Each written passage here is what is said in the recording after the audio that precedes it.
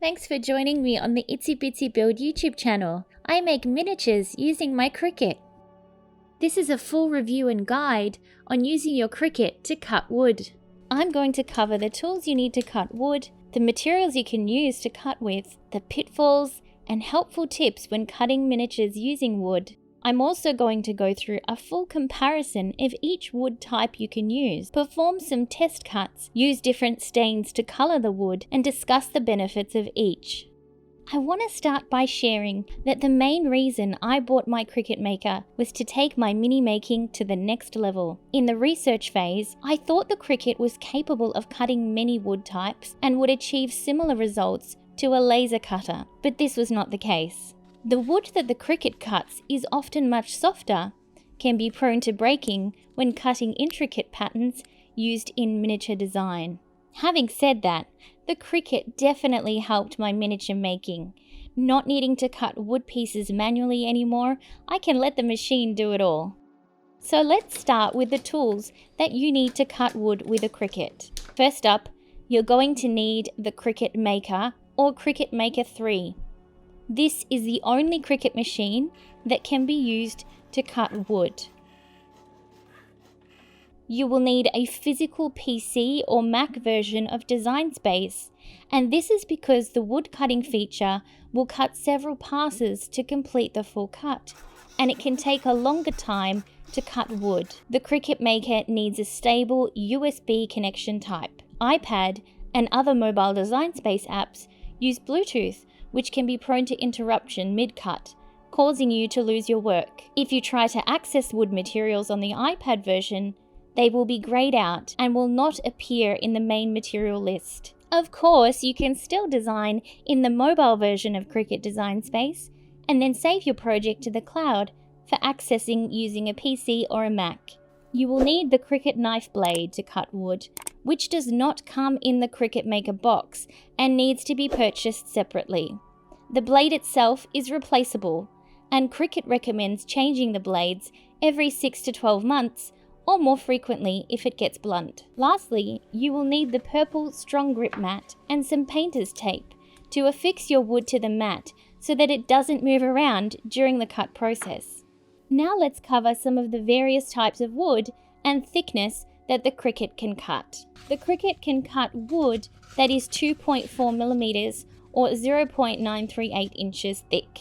The Cricut will spit out wood pieces that are larger than the acceptable thickness due to this roller bar here. Cricut's website suggests that your cuts shouldn't be smaller than a pencil, but I've got some handy workarounds for you to try. The Cricut can cut balsa wood, basswood, and chipboard. At least where I am in Australia, balsa wood is the most accessible wood, but I've only managed to find it in these narrow sheets that are around 7 to 10 centimeters wide. You can also purchase balsa wood sheets from websites like Wish, and they come in 10 centimeters by 10 centimeters. Balsa wood is the lightest and softest wood. It's quite fibrous, bendable, and flexible. Next up, we have Cricut branded basswood. You get 4 sheets in a pack, and they are 12 inches by 6 inches, or 30.5 centimeters by 15 centimeters. I bought these specifically for trying out in this video. I have to say that the basswood feels a lot sturdier than balsa wood. Another alternative is chipboard, which is a thick cardboard type material. It has a thickness that you can use for mini making. It also tends to be a little bit more stable when cutting intricate cuts. Be cautious when buying wood online that lists several wood types in the description. I've bought some here to show you, and you'll notice the wood is very hard, and it's usually 2 pieces of plywood stuck with a basswood sheet in between. Your Cricut simply can't cut this type of wood, and you could risk damaging your Cricut machine if you try. So pay careful attention when buying wood online and stick to the approved materials on the Cricut website.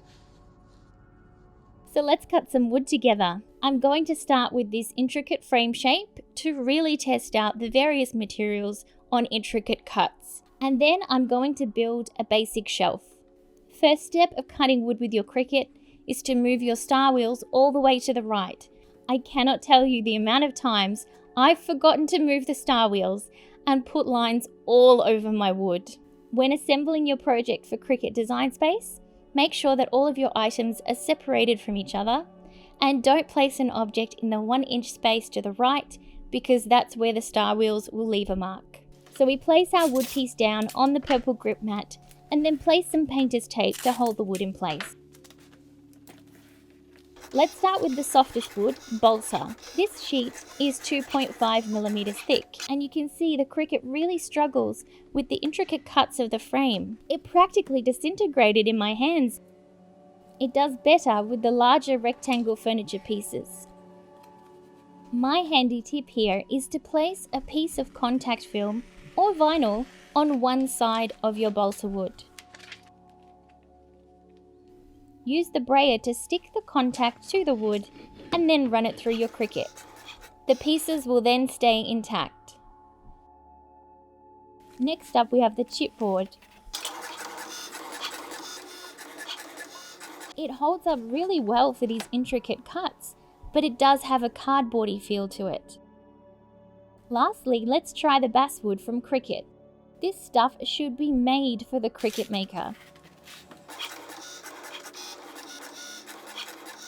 I was surprised to see that it actually really struggled with the intricate cut. I have to say though, it does feel the most like wood. It's much firmer than the balsa wood and the chipboard.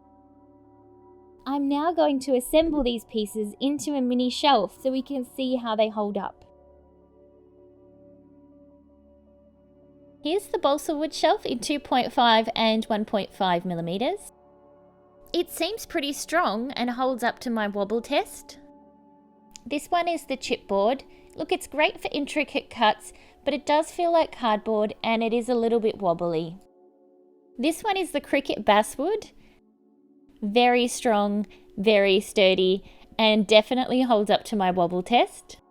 Now let's colour some of this wood with different mediums. First up, I've got acrylic paint, and the Cricut wood was the nicest material to paint. The balsa also did quite well, but the chipboard absorbed the paint a little bit too much. I also tried colouring with a Posca pen and a brown marker to imitate a wood stain. With the balsa and basswood, you can really see the wood grain underneath, whereas the chipboard absorbed it a bit like writing with a texter on a piece of paper. So final verdict is this. The Cricut basswood feels most like hardwood to me. I think this would be my preference for mini furniture making, but it is considerably more expensive for the quantity they supply. If you want more intricate cuts and pattern, I would suggest using balsa wood with the vinyl method that I've shown you in this video, or using chipboard as it behaves in the same way as most cardstocks. For the really intricate cuts, you could use craftboard or cardstock layered together. Ultimately, it's going to be a bit of trial and error with mini making, but it's all about having fun and getting creative.